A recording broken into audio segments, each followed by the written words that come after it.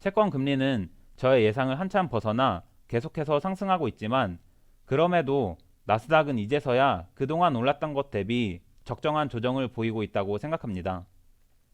그리고 저는 주식시장이 과열됐다기보다는 오히려 채권시장이 패닉셀에 가깝지 않나 싶을 정도로 채권 가격이 폭락하고 채권 금리가 폭등했다고 생각하며 미국 증시의 중장기적인 상승 추세 또한 아직 무너지지 않았다고 생각합니다. 안녕하세요. 투자를 기록하는 구우개미입니다. 월요일 휴장을 보내고 화요일에 새로운 한 주의 미국 증시가 시작됐습니다. 가격 조정이 추가로 나오진 않을 거란 저의 생각과는 다르게 화요일에 채권 금리가 계속해서 급등하면서 주식시장 또한 크게 하락했습니다.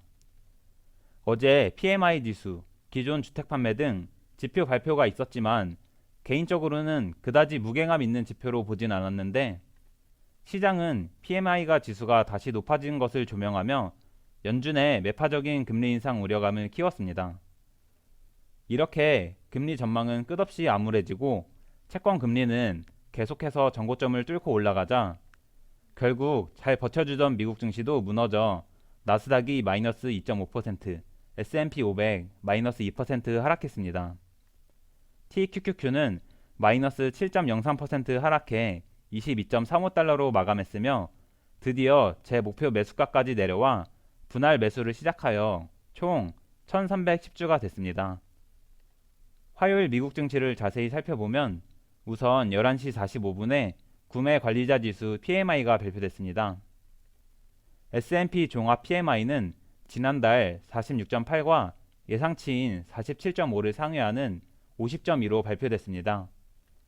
2022년 7월 이후 종합 PMI가 50 아래로 내려오면서 계속 수축 국면을 보이다 8개월 만에 51로 올라오며 확장 국면을 보였습니다.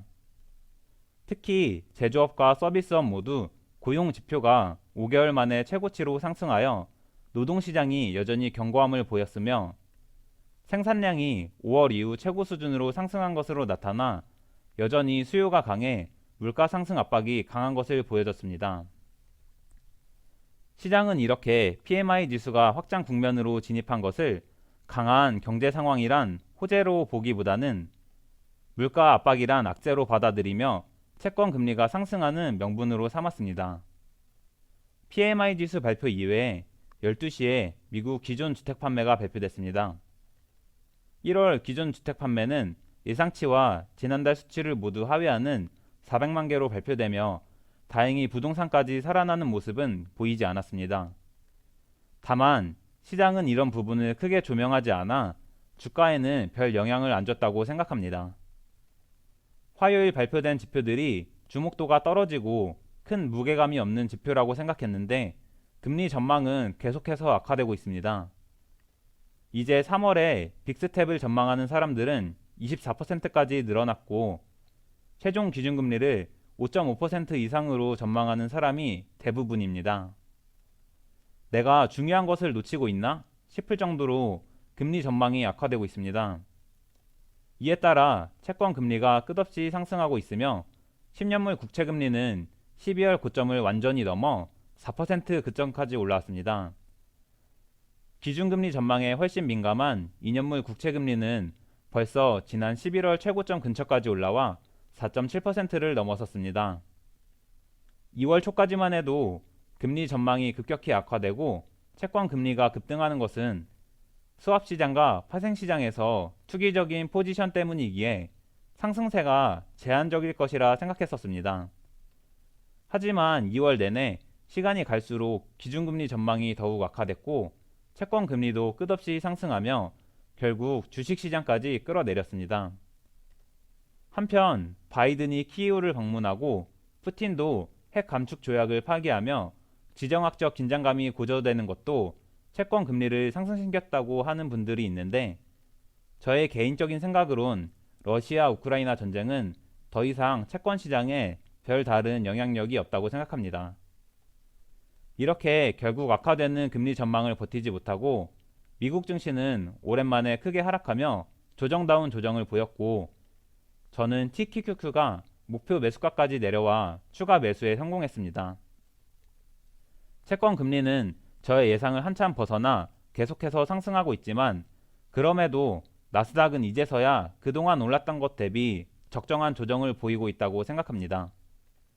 그리고 저는 주식시장이 과열됐다기보다는 오히려 채권시장이 패닉셀에 가깝지 않나 싶을 정도로 채권 가격이 폭락하고 채권 금리가 폭등했다고 생각하며 미국 증시의 중장기적인 상승 추세 또한 아직 무너지지 않았다고 생각합니다. 과연 채권 시장이 금리 전망을 과도하게 걱정하고 패닉셀이 나오고 있는 것일까요? 아니면 주식 시장이 암울한 금리 전망을 무시하고 상승했던 것일까요? 그리고 이렇게 미국 증시가 제대로 된 조정을 보이자 아니나 다를까 주요 투자은행에선 비관론 가득한 전망과 뉴스를 쏟아내고 있으며 마이클 윌슨 같은 월가의 대표적인 비관론자들이 목소리를 높이고 있습니다. 또한 월가와 몇몇 전문가들은 아직 시장이 찐 바닥이 나오지 않았고 금리 인하가 시작된 후에야 진짜 바닥이 나온다고 합니다. 실제로 지난 3번의 금리 사이클을 보시면 금리 인하가 시작되고 금리가 최저점을 향해 갈 때 증시도 바닥을 찍었습니다. 이것을 보고 지금 반등은 그저 베어마켓 랠리이고 24년에 금리 인하가 시작되고 나서 약한 고리가 깨지며 금리가 바닥을 향해 갈 때 주식시장은 또 폭락이 온다고들 합니다. 여러분의 생각은 어떤가요? 여러분도 지난 3번의 금리 사이클을 보니까 이번에도 금리 인하가 시작되면 시장이 폭락할 거라 생각하시나요? 매번 말씀드리지만 제발 정보를 곧이곧대로 받아들이지 마시고 스스로 판단하고 해석하시길 바랍니다. 결론부터 말씀드리면 저의 생각은 이번의 금리 사이클은 지난 3번의 금리 사이클과 다르다고 생각합니다. 이 사람은 무슨 롱충인가? 무조건 오른다고만 하네? 하실 수도 있는데 일단 제 얘기를 듣고 여러분이 스스로 판단해 보시면 될 것 같습니다. 제가 이번 금리 사이클을 지난 3번의 사이클과 다르다고 생각하는 이유는 그동안의 금리 사이클 동안에는 금리가 인상하는 동안에도 증시는 계속해서 전고점을 뚫고 상승했다는 것입니다. 단순히 금리 인하를 시작해야지 찐 바닥이 나온다고 생각하시면 절대 안 됩니다. 단순히 어느 지점만을 보며 해석하고 판단해서도 안 됩니다. 지난 3번의 하락장의 맥락을 살펴봐야 합니다. 2000년 초 닷컴 버블, 2008년 서브프라임 사태는 금리를 아무리 올려도 사람들의 광기는 멈추지 않고 자산 가격이 계속 상승하자 결국 버블이 터진 것입니다. 지난 코로나 하락장은 유례없는 전염병의 확산으로 전 세계가 마비되며 경기 침체가 찾아오고 주식시장이 폭락하자 경기를 살리려 금리를 인하한 것이지 금리를 인하해서 시장이 폭락했다고 생각하면 절대 투자로 돈을 벌 수 없습니다.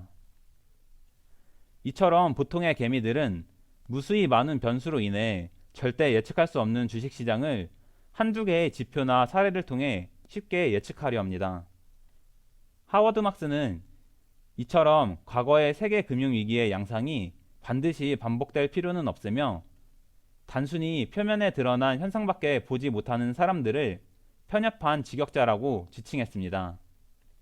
하워드 막스는 이렇게 금리 인하 같이 겉으로 드러난 현상 대신 보편적이고 근본적인 위험 신호가 있다고 합니다. 그는 과도한 낙관주의와 지나치게 관대한 자본시장이 바로 그 신호라고 합니다. 물론 2024년에 금리 인하를 시작하기 전까지 급격한 상승장이 찾아와 시장의 낙관주의와 탐욕이 가득해 나스닥이 계속해서 신고점을 뚫고 올라가면 금리 인하를 할 때 또 한 번 큰 하락이 찾아올 수 있습니다. 그러나 그건 그때의 시장 분위기와 매크로 상황에 따라 달려있는 것이지 아직도 많은 시간이 남은 지금부터 무조건 금리 인하하면 바닥을 뚫고 내려가 찐 바닥 찍는다고 말하는 것은 전형적인 개미들의 태도입니다. 여러분은 부디 현상의 일부분만 보고 판단 내리지 말고 전체적인 흐름을 파악하시며 현명한 투자하시길 바라고 영상 마치겠습니다. 내용이 유익하셨다면 좋아요, 앞으로도 구호개미의 투자 과정이 궁금하시다면 구독, 미국 증시나 투자에 대한 의견은 댓글로 부탁드립니다. 영상 시청해주셔서 감사합니다.